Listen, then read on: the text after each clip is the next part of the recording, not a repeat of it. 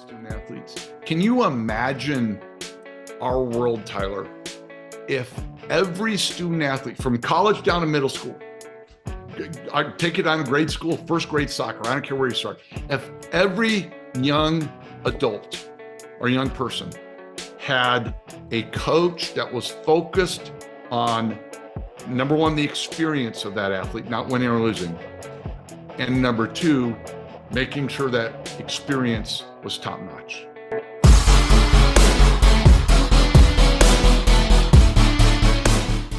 Welcome to the Elev8 podcast. I'm your host and coach, Tyler Johnson. Thank you for tuning in. If you are a return listener, I'd be grateful for your rating or review.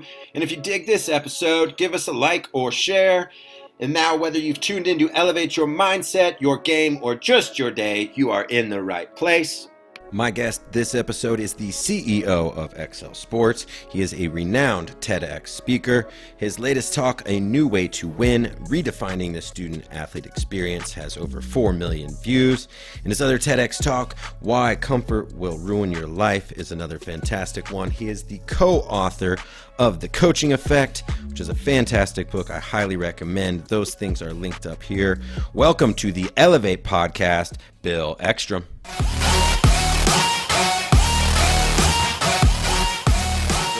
Bill, how are you doing today? Good. How are you, Tyler? I'm excellent. I am well and excited to have you join us. I recently read your book, The Coaching Effect, full of so many great things. I think this podcast for athletes and coaches to take from it. But first, could you kind of maybe, when people hear those two words, can you kind of explain what the coaching effect is? Yeah, I can. The coaching effect is really understanding the impact leaders or coaches have on the growth and performance of their teams. You know, work understanding that effect began years ago, working just, at that time in the business, just owning the business. And our work has gone from businesses to athletics to education, because what our research shows is that nothing has a bigger impact on the growth and performance of individuals and teams than their coach. Now, we even use the term coach in business, but of course, in the world of sports, and a teacher in a classroom. So it is understanding that effect, quantifying that effect, and then helping them improve that effect. You pull so much great research into the book. And I think there's one example that you're like, well, which company?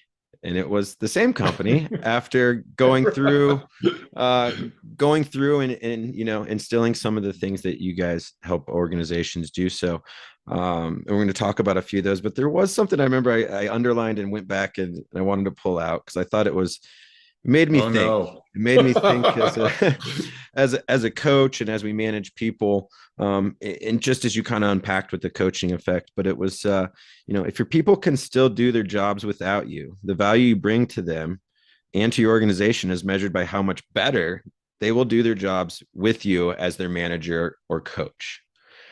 And I think sometimes in coaching and sports worlds, especially as you move up to college and pros, it's so easy to change the people than change the culture sometimes. Can you talk a little bit about that statement and maybe some of the things you guys measure to show coaches the difference? I think sometimes coaches are, how can I measure I'm making a difference? Yeah, well, so it depends really what the outcome is, but let's back up. There's a lot to unpack here, Tyler. We look at coaching in a couple different ways. Number one, as it relates to both the business world as well as the athletic world or even the education world, how much discretionary effort does a coach receive or take away from their athletes? In other words, the athletes without a coach will perform at a certain level? How much higher of a level will they perform with that coach? Or quite frankly, a lesser level with that coach? And we've seen it, especially in the business realm, and we know it applies to the athletic realm too, that there are certain teams, both athletically as well as business, that will perform at higher levels if they didn't have a coach or a manager or a leader. That they're so poor in that role, they're actually inhibiting performance or growth. Yeah. So we look at a coach's impact on, again, I'll use that term, discretionary effort. How much more effort do I give to you because you're my coach? How much more engagement? Will I come to practice a little early? Will I stay a little late? Well, I lean a little harder into my team and helping a teammate. All these things produce an outcome. In athletics, typically it's measured by wins and losses. What I would like that narrative, especially as it relates to student athletes, to change is to the experience they're providing. Now, one of the things we know is typically the more they win, they have a lot of times greater experience. But to understand that, to understand the impact, the effect, the discretionary effort that coaches are providing, we boil it down from our research into what we review and research are 6 themes.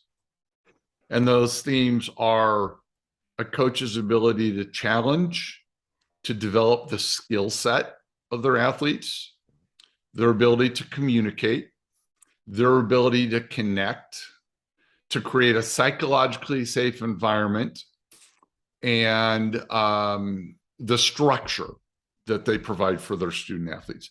So it's those 6 themes that we measure and quantify and then feed back to athletic directors and coaches to help them understand how effective they are, because those 6 things roll up to an overall experience that a student athlete has.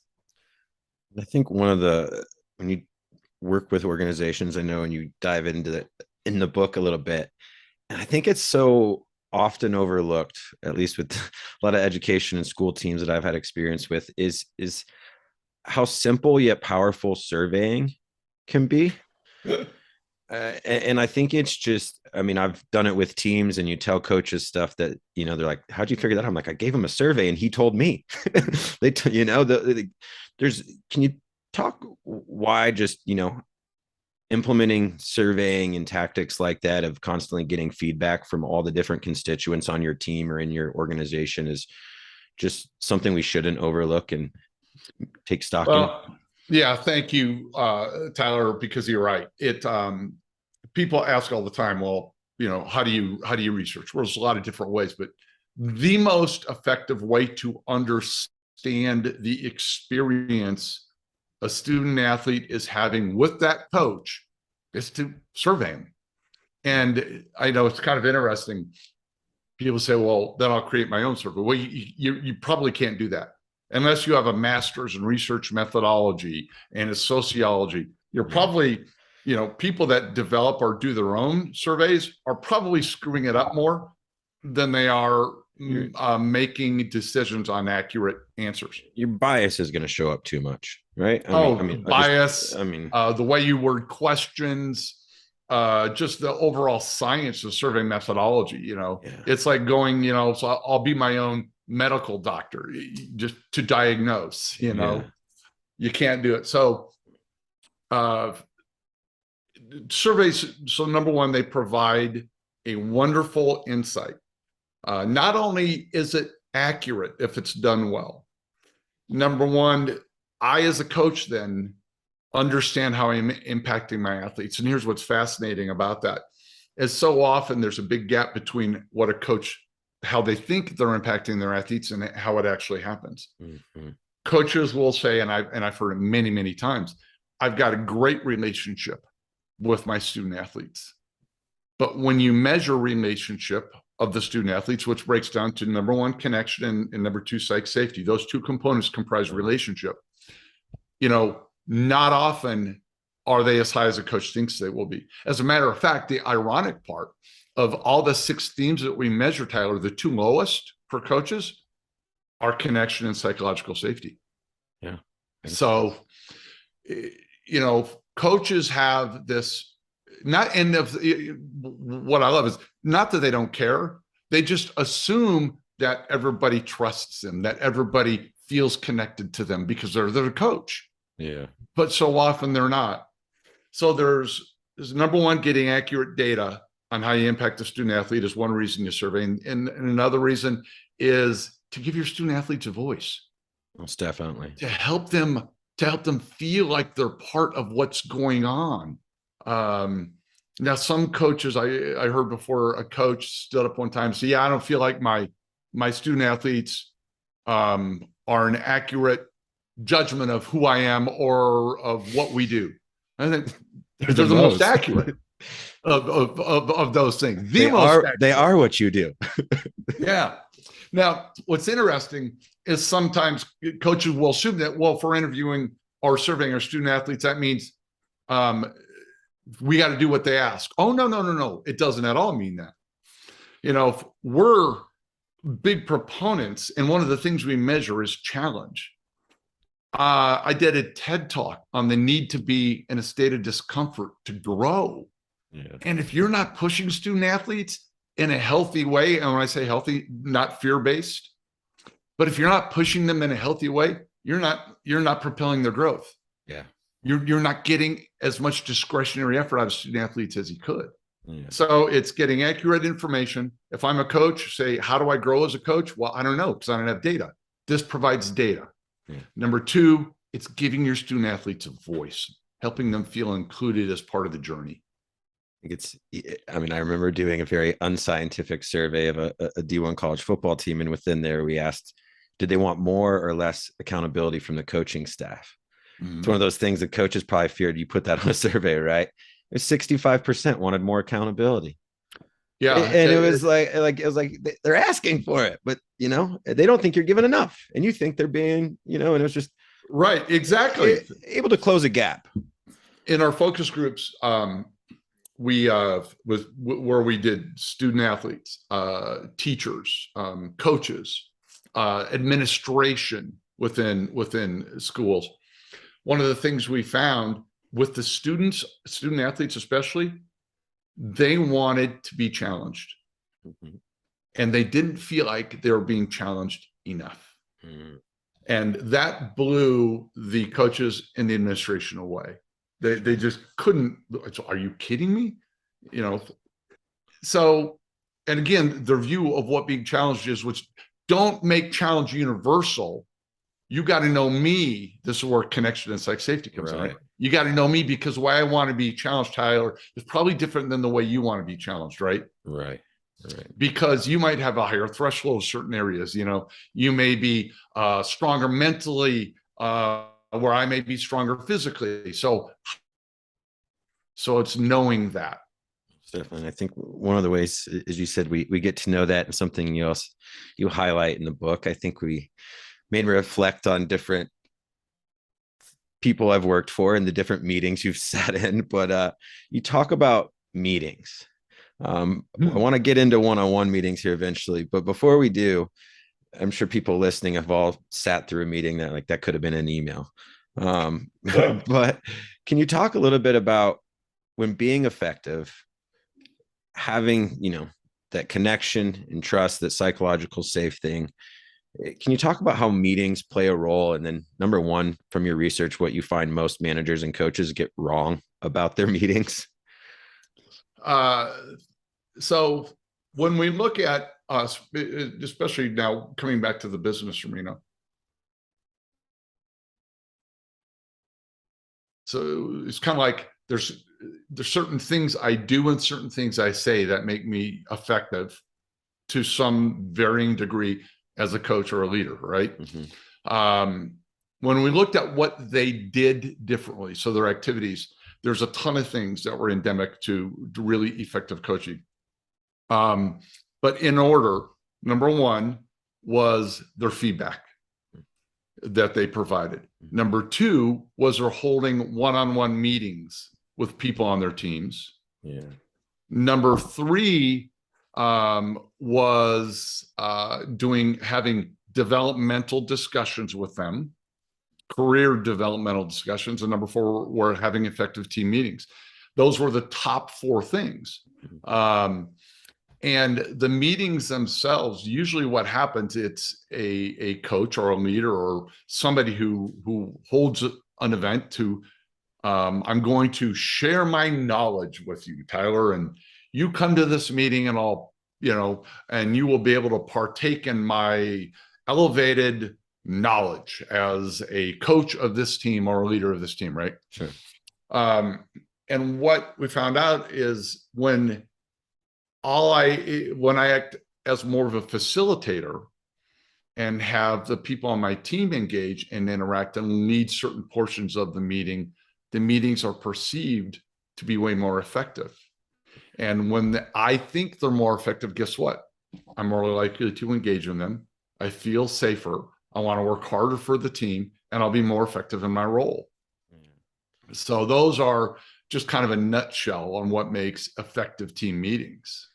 I think there was, from a coaching lens, I thought about one-on-one meetings, and I think there's a lot of football teams, we stick in our position groups. And a lot of teams I've worked with where you have a one-on-one meeting with your boss, your manager, your coach on an annual or biannual basis. Usually in a student, it makes them pretty nervous. But it's something we should be doing on a bi-weekly or monthly basis with people so that you're constantly getting quality feedback to learn where they're at. So, you can create the connection in safe space.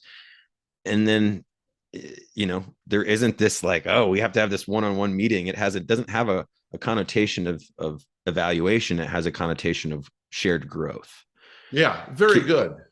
Can you explain just kind of some of the other things that you found are just powerful of just, maybe diluting some time from group and big group meetings and just having a little bit more one-on-one with your key people? Well, one-on-ones are the second highest correlator to discretionary effort. I mean, they're a huge factor. And what's interesting in business, probably 90% of the people that we research, leaders that we research, do one-on-one meetings. In the world of sports, it's less than 50%, I believe, that actually do one-on-one meetings. And something that is so profoundly impactful to the development of a student athlete, and yet less than half coaches actually do them. And then doing them effectively is a whole nother component to it. We like to see in the world of sports that coaches start one-on-one meetings along with goal setting. To have people fill in smart goals, to have them write down what do they see as the role this season, on the team. What are their strengths? Have them list their strengths as a teammate, and list 2 areas where they want to improve as a student athlete.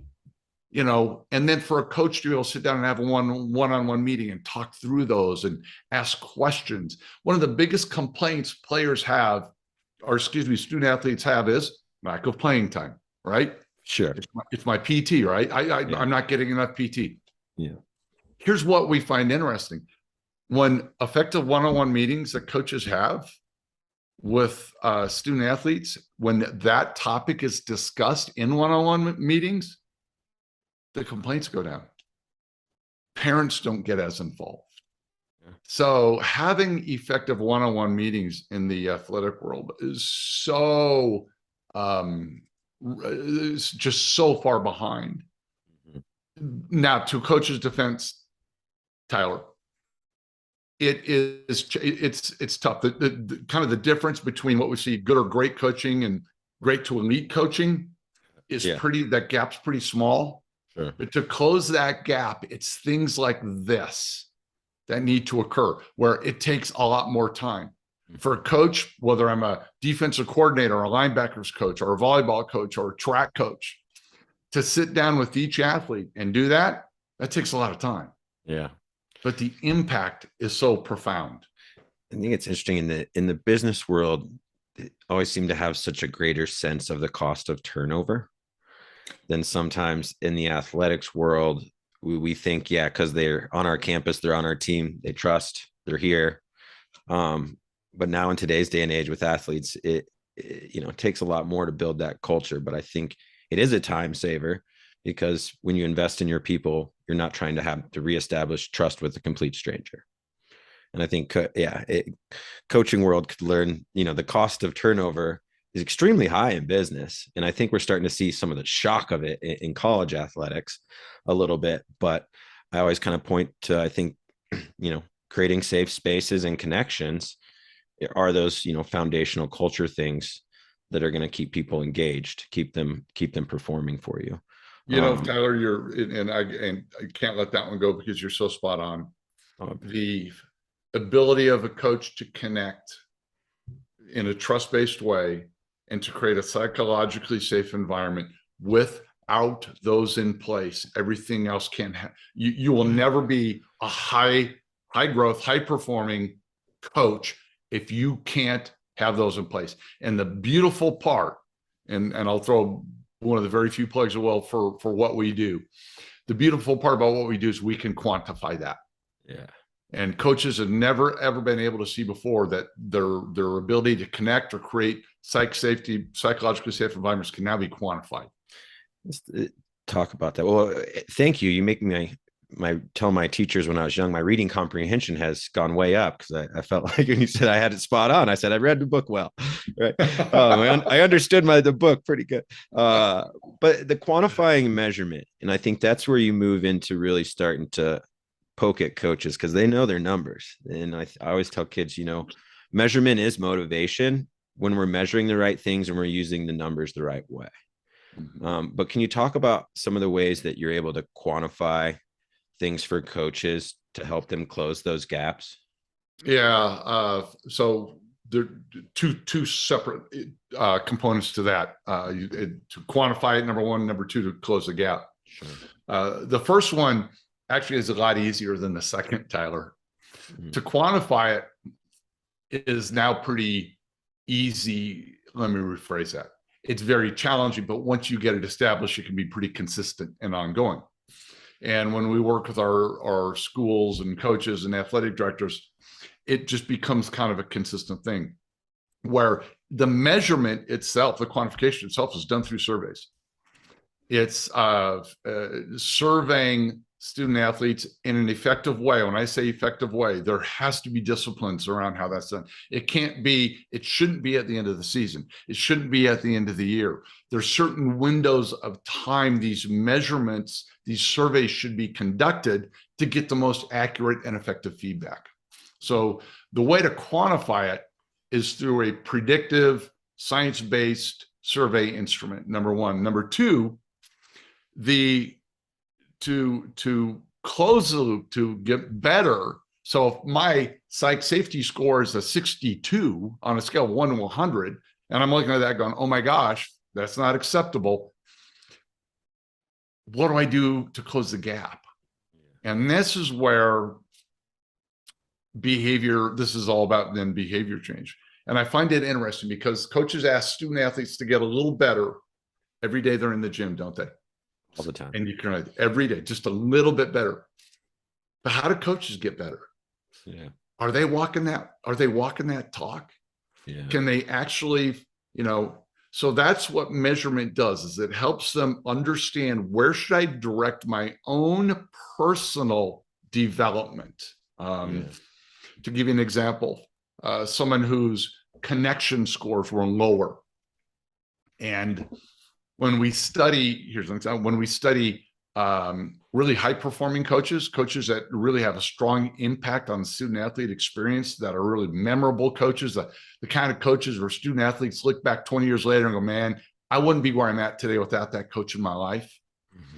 Mm-hmm. Those coaches, so Coach A, while the athletes are doing stretching, for example, Coach A, the lower performing coach, sits and gabs with his other coaches. talks about what they did the weekend, just do kind of connecting and doing stuff with their other coaches. Yep. Coach B, high performing coach, starts walking in and out of the student athletes, stopping and talking as they're going.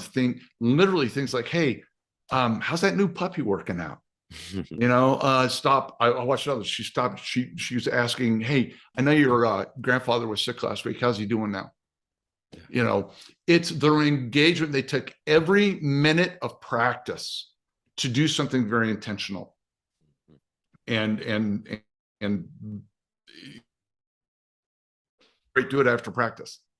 But during practice, find ways to connect with your student athletes. Be intentional about every minute of every practice. Yeah, I love that. So that's a way to improve, using that as an example. And we've created an online portal, Tyler, where coaches can go in and test out of things and, learn from other coaches and so on and so forth. Tell me what you see in your experience. But a lot of times when I talk to coaches or student athletes, I ask them who their toughest critic is. They're not shy to raise their own hand really fast. And then when you ask them to do some self-assessing, we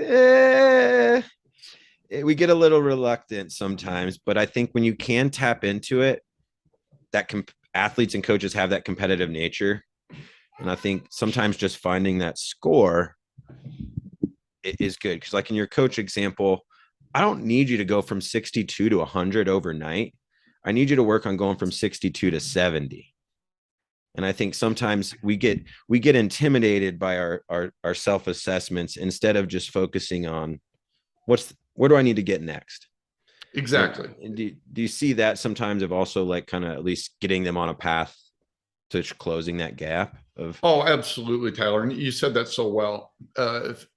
You can't get a point guard that can't go left and then expect all of a sudden overnight, to be as proficient going left as they are right. So it's all about incremental gains with both student athletes as well as coaches. We just had to change a little bit. In that example I gave about a coach, instead of gabbing with other coaches, walking around the gym in between your student athletes and engaging them while they're stretching is a way to do it. There are so many things we can be intentional about that can take us from a 62 to a 68 to a 72 the next year to a 76 the following.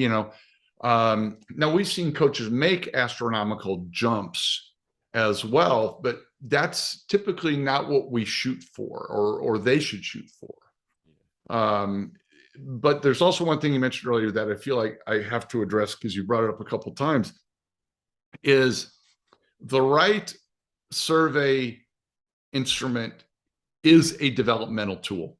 It is not a big brother looking over your shoulder. It is not something to impugn. It's not something to evaluate you. It is an opportunity for you as a coach. That is your coaching game film, is what it is. And it's an opportunity for a coach to say, oh, I see it. Now I have a starting point. I see my strengths. I see my opportunities for improvement, to use that. Used any other way, shame on schools if they're doing it any other way than that. It should only be used as a developmental growth tool, just like a coach's or game film is to a student athlete. This can be a coach's game film. Do a whole nother podcast on kids getting psyched out by evaluations at a young age. I was probably one of those. The Iowa test of basic skills, man, keep it away. You and I may have gone to the same school, Tyler. So yeah, I grew up in Iowa. So, well, one last question. I really enjoyed reading your book and hearing from you directly. And what brings you two parts? What fascinates you about the work that you're doing with coaches and businesses? And then what brings you the most joy in doing it? Wow. Thank you for even asking that question.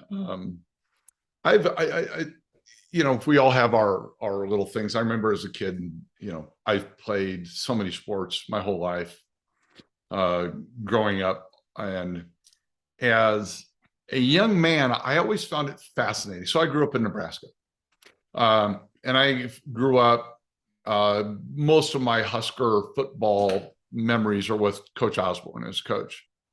And I remember always wondering, now, how can a school like Nebraska, why not North Dakota? Why not Wyoming? Why not Iowa, what was so unique about Nebraska for this 30-year stretch or 40-year stretch, depending on how long you want to measure it?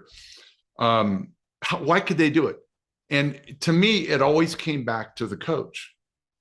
And I used to spend as much time watching Coach Osborne when I had the opportunity, how he behaved as the players on the field. And his teams, the teams always take on the culture of that coach. When a coach, cannot handle pressure, when a coach explodes under pressure, when a coach, is at their worst in the tightest of moments, their teams are usually that way too. When the coaches are calm and collected and, under times of pressure, their teams usually handle it that way too. So that's always fascinated me. And what I love most about it is the recipients. It's the student athletes. Can you imagine our world, Tyler, if every student athlete from college down to middle school, I take it on grade school, first grade soccer, I don't care where you start. If every young adult or young person had a coach that was focused on, number one, the experience of that athlete, not winning or losing. And number two, making sure that experience was top notch. Imagine what would happen, the trickle down effect of the thousands and hundreds of thousands of kids in today.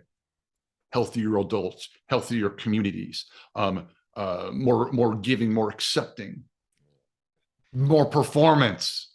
No doubt. No, I want to. That's where I want to live. I want to get to that.